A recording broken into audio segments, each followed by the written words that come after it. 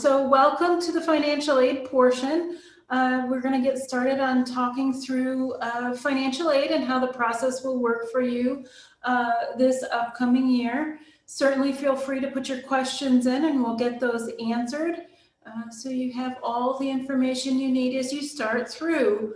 And welcome to our gorgeous campus. Something that really will stand out to you when you do visit. So here we go. What we're going to talk about is some forms and requirements, our common terms, things that you're going to be hearing throughout the financial aid process, things like expected family contribution, that cost of attendance, what we use to determine financial need. We'll talk about our different award types, how you get notified of your financial aid package, and how we deal with special circumstances, especially as we're working through some really challenging times for families right now, and then opportunities for you to ask questions so that you make sure you get the information you need as you go through the aid process. So let's jump right in and talk about some forms and what's needed. So the first thing you're going to want to make sure you do is that free application for federal student aid. The good news is the FAFSA just opened up on October 1st, so just a few days ago. So you certainly can go out and file that either at fafsa.gov or at studentaid.gov. And this information is also available on our website, so you can go out there and link directly to the Fed to get that form submitted. The very important thing to remember is you do have to have our Title IV code, which is the 003733, and that will get you into the Randolph-Macon queue on the financial aid side, and we'll make sure that we get your information so that we have what we need to do a financial aid package for you as we go through.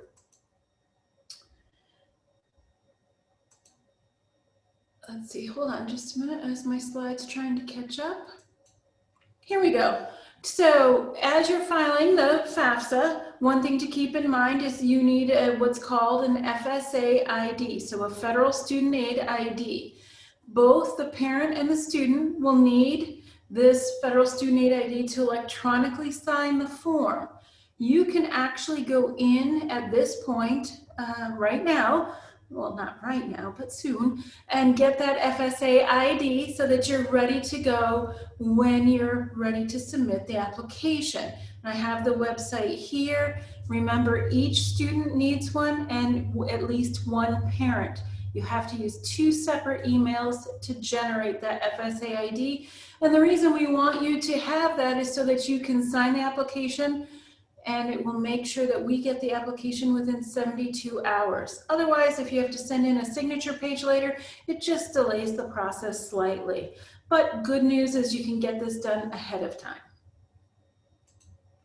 So your FAFSA is going to be based on your 2019 tax data. We use 2 years prior information to determine financial aid. So you would have filed your 2019 tax data earlier this year. When you're filling out that FAFSA application, it's going to ask you if you want to use the Irs Data Retrieval tool. And if you would like to, and it's certainly encouraged, you can click yes, and it will link right to the IRS website, and you can transfer all your income information straight to your FAFSA, making sure that everything is accurate and complete so you don't have to enter the income information yourself. One thing I want to make sure and remind you is to make sure when you're filling out that FAFSA that you've got the correct spelling of your student's name and the correct social security number. If you happen to put in an incorrect social security number, you do have to refile the whole form. So I encourage families to pull out that social security card for your student and make sure everything looks good when you submit that in. Once you do submit and sign that FAFSA electronically, as I said before, 72 hours, we will have it very quickly, which is great. So what happens is you submit your FAFSA. Next steps that you typically see in the process are expected family contributions. We take that information that you submitted on the FAFSA, that income information, asset information, household information, and an expected family contribution is determined. It's based on assets, income, borrowing ability, and what that is the minimum amount a family is expected to contribute toward the student's education.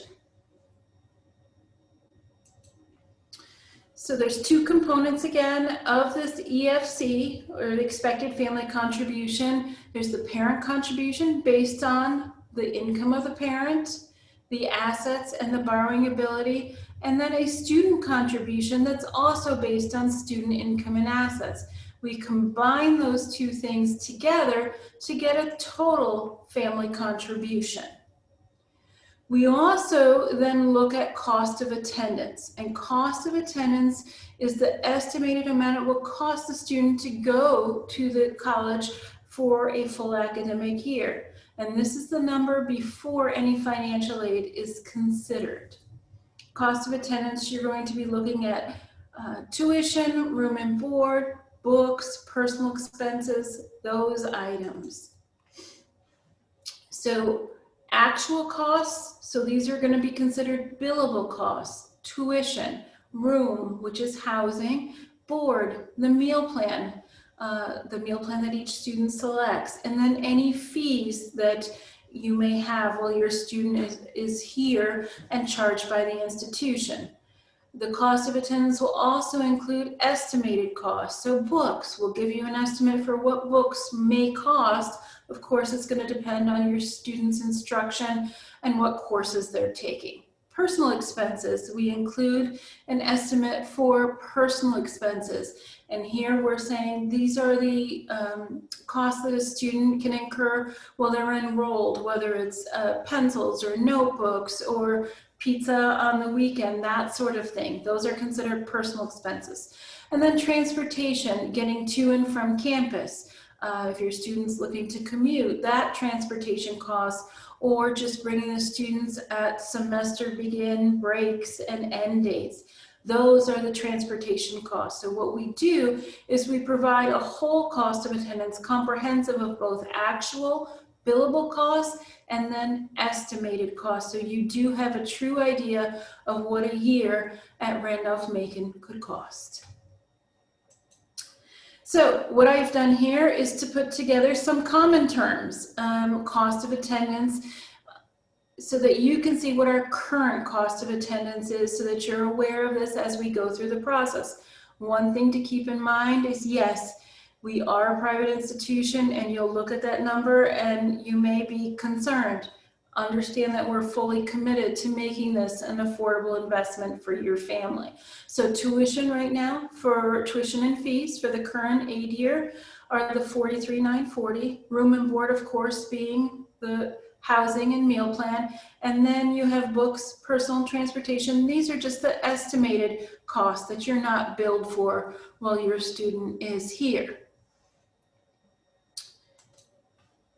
How do we figure out how much financial aid you need? We're looking at the difference between our cost of attendance and our expected family contribution that was calculated on the Fafsa. The difference between those two is your financial need. Everyone thinks that the financial aid calculation is a very complicated process, that we must have this crazy formula that we come up with. In the end, what it is we're just looking at cost of attendance, subtracting out financial need, subtracting out the expected family contribution to get your financial need. So that's why it's so important to know what the costs are, what your expected family contribution is. And what we're looking at here is, what does your family need in order to make this affordable? So that's what we're going to do, is go into an example that I've put together here so that you have an idea of how we may calculate a financial aid package. You can see the costs here. I've added them in. I've come up with an expected family contribution of $25,000 based on nothing more than just simple math for me. And then you can see in this hypothetical family, we have financial need of $34,320. That's what we're looking at here to say, all right, what are our resources and what can we do to meet this family's financial need in my hypothetical example. So keep in mind, expected family contribution is the family's responsibility, And understand that also the federal government and the educational system that we work in really expects families to have the primary responsibility for college costs. It is shared between the student and the family, but parents do have the primary responsibility. Also, I want to share that students are considered dependent for financial aid until the age of 24. It's a common question we get is, well, what happens if my student becomes emancipated or chooses to leave the house? Unfortunately, the challenge is going to be they're considered dependent, and that dependency is on the custodial parent and their current spouse. So we're looking at the financial need in our financial aid package, and let's go on to the next steps to say, okay, what do we do to meet that financial need? So we have scholarships. We're going to talk about scholarships, grants, loans, and work, all of those different aid programs that are out there. Scholarships are not typically based on financial need, so it doesn't necessarily matter whether you have financial need or not. Here you're going to be considered for scholarships at time of admission. They could be based on talent or academic components, and they typically require full-time enrollment, and that's 12 credits a semester, have a cumulative GPA or grade point average for renewal, and of course they're scholarships, so they do not have to be repaid, and that's very important to remember. Scholarships are free money, and you always want as much free money as you possibly can get. Grant programs. Grants could be federal, state, or institutional-based programs, and they are based on financial needs. So we are going to be looking at different components of your finances when considering you for the federal grant programs. The federal Pell Grant program is for expected family contributions less than $5,900. And then if you happen to be eligible for a federal Pell Grant, we're also going to consider you for the federal SEOG grants. I've included the Virginia TAG, the tuition assistance grant from the state of Virginia. That is in here. It does not require financial need, but it does require an application. So we will provide you links with how about you should go to file that application. Institutional grants. These are going to be grants from the college itself, so from Randolph-Macon directly. We will consider you for those opportunities. Typically, your aid will remain constant from year to year as long as your financial need remains the same. Very rarely are there changes except in the federal Pell Grants or the federal SEOG grants. They do tend to be the most sensitive opportunities out there when looking at renewal, but the college here is committed to keeping aid consistent from year to year. Grants, much like scholarships, do not have to be repaid. So again, free money and a great resource, and you can receive both grants and scholarships from Randolph-Macon at the same time, so they are not exclusive and can be combined. So let's look at our loan programs. So loan programs that we will include in a financial aid package will be our federal loan programs. These are known as direct subsidized and unsubsidized loans, and these are student loans. Right now, you'll see that loans are sources of aid that have to be repaid with interest. So they may require financial need, they may not. There are two portions, a subsidized, which has an interest subsidy on it, and an unsubsidized, which doesn't have an interest subsidy. Subsidized being financial need based, unsubsidized is not. Interest rate right now is the lowest I have ever seen it. Interest rates are set at June 1st, June of each year, and then go into play on July 1st, and then they're good for July 1 through June 30th. So we'll have a new rate for the 21-22 aid year that will be announced in the May-June timeline of next year. We will include any opportunities that we feel your student is eligible for in their financial aid package. Year 1, students are eligible for up to $5,500. Year 2, students are eligible for up to $6,500. And years 3 and 4 eligible for up to $7,500 in either of the programs. We'll also provide you information on private alternative loans. These are educational loans that a student may take out to help meet the cost of education. Typically, these are with a co-signer, so it can be a parent, a grandparent, a family friend. Those don't matter. And what you'll see is our private alternative loans are going to be applied for by the student with the co-signer. Interest rates are typically prime plus whatever an index is based on the lender. But if that's something that interests you, we'll make sure you have all of that information to find the best resource for you.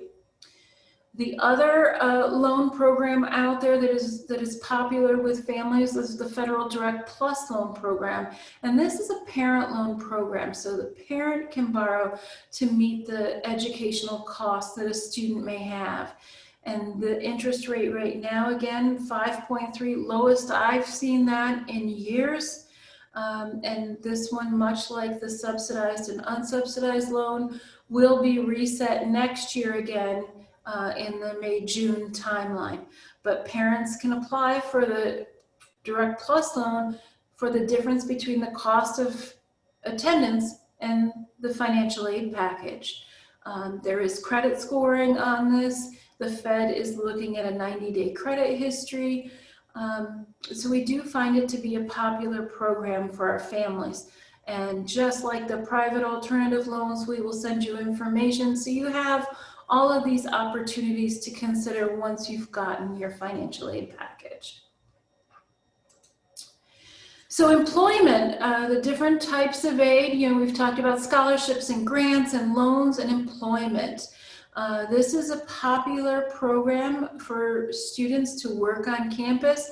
We have two portions of employment opportunities, one being the federal work-study program, and what that just means is it's a financial need-based program and federal funds are awarded. So this is a federal program and it's paid by federal funds. We also have a college work-study program for students who aren't eligible for federal work-study and who can work at the college and be paid for by the college, and it doesn't require financial needs. So if your student wants to work on campus, there are opportunities for them to work here. So students typically who are awarded federal work study or participate in the college work study program typically work about 8 to 10 hours a week, and they're paid directly for any hours worked. So they will receive that payment and it will not go against their bill. There are many different opportunities here for employment. They're coordinated through our Edge Career Center, who's assisting students, and we have a great tandem approach and a career planning program where many of our work study students are developing resumes and attending workshops to enhance their career goals. So this is a great opportunity for a student to come, work on campus, get some spending money, develop some employment skills, get their career counseling in, and then also make sure that they have money so they're not always asking their parents for money. So it's just an opportunity that's a great one to have. So award notifications, students are going to be notified of any scholarship at the time of admission. To get a financial aid package, you do have to have an offer of admission. And then financial aid awards, we're typically releasing those in late February, and they'll come out through the student's admission portal. So you'll have to have your student be watching their notifications, and they'll be able to get out there and see that aid package pretty quickly once we've released it. And you'll be able to look at it if you want to print it, observe, go through the numbers. If you want to call us after you've gotten it and said, how did you come up with this? Those are fair questions. So those are great opportunities to for us to have a discussion about, okay, what's the next step?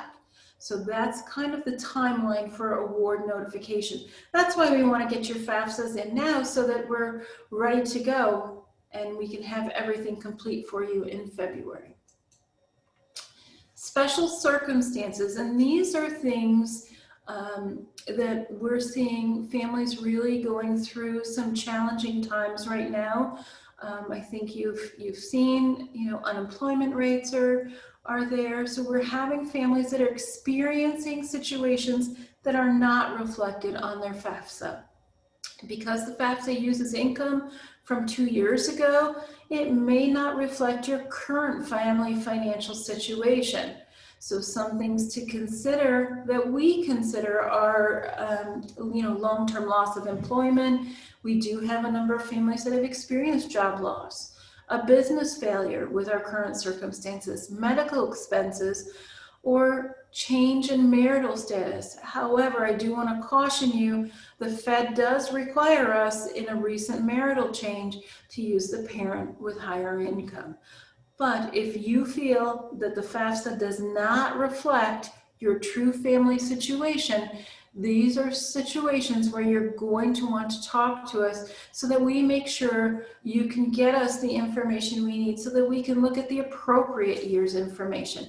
We will, for the 21-22 aid year, be able to look at 2019 income, 2020 income, or 2021 income, whichever more accurately reflects your family situation. So you'll want to work very closely with us to make sure that we're getting exactly what we need and that your situation is being shared with us. Some things that we cannot consider, but are all very large impacts on a family's financial situation, is consumer debt. Liquidating assets. Sometimes you're not able to do that when you thought you could, or just some cash flow issues. But I want to remind you, tell us if things don't match up for you from a year to year. We have a reevaluation form where you can actually go through and we'll ask you, it will lead you right through the questions we need and give us that additional information that's needed to get a truly accurate aid package out to you. We will request additional supporting documentation, so be prepared for that. But if you want to reach out with your changes, we can certainly talk you through that process. So next steps, you want to make sure you watch all deadlines and file all your forms by the deadlines. I'm going to say it's so important to be a partner with your student. I've put up my son here, just so you know. I myself, let's see, I've got one in college now, one just graduated, and one of the things that he and I talk about all the time is where are you at, not only academically, socially, and making sure he's safe. And then, today I just reminded him he needed to email the financial aid office because he had a question about housing costs for next year. And then I also put a little plug in and said, we need to do the FAFSA together. So it is a collaborative process. It's important that we're there to support our students, but understand that we here are here to help you support your students and help you with that collaborative process. It's us, it's you, and your student. And we're all in this together. So ask those questions, have your student ask questions, meet with us. We can certainly talk through everything to make sure you're comfortable and to make sure that we're here as a resource for your student, not only in the admission cycle, but we're fortunate enough to get to work with them all 4 years that they're here. So it's a great time to develop our relationship. So here's my contact information. I've put out here my email. We have a couple of emails. My phone number, I'm always available for phone calls.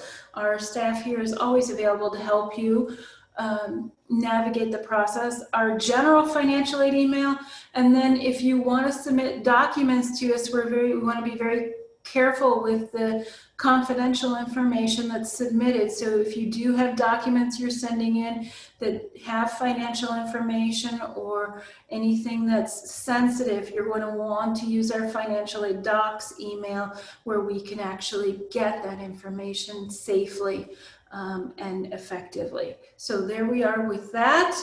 Feel free to reach out to me now, later tonight, 3 weeks from now, Whenever you do have questions, just remember we're here as a resource for you and to help your students navigate the process. So I have just a little bit of time. I don't know if there were any questions we needed to look at or anything like that.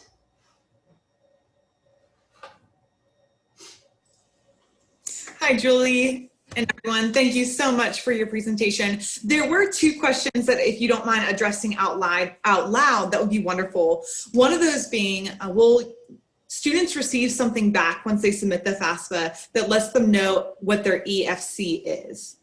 Sure, and actually this is yes. So once you've filed your FAFSA, first of all, if you're filing it, right after you hit submit, you will see a confirmation page that will tell you your expected family contribution is X, whatever that amount is, and then it will give you some other information on the colleges that you've listed on your FAFSA. So you will be able to see that. If you happen to miss that and don't notice it when you've submitted your FAFSA, your student will get what's called a student aid report, which is a confirmation of everything that was submitted on the FAFSA, usually within 72 hours. And in the upper right, very right-hand corner in tiny little print, there is the expected family contribution. So it's on the front page of that. And if you're still not sure what it is and you've listed us on it, you can certainly reach out to us and we can talk through what that number is. Wonderful. Thank you for clarifying that. Yes. All right, everyone. Thank you so much for joining in night one of our open house week. There's no place like RMC, bringing our home to your home. Just a couple reminders. We have some optional components for tonight. One of those being our virtual campus tour, and you can also chat live with your admissions counselor to get to know us. You can find both of those opportunities back on the open house program website, noplacelike.rmc.edu. And we hope everyone joins us back in for nights 2 and nights 3 tomorrow and Wednesday. Just a quick reminder for students who attend all 3 nights of our program, you will be entered into a raffle to win an RMC swag box giveaway that will be mailed to your home. So a fun incentive for tuning in for each night of the program. If you have any questions after tonight's program, always feel free to reach out to your counselor. And now I'm going to pop over to my counselor chat. I hope to talk with some of my students there. Have a great evening.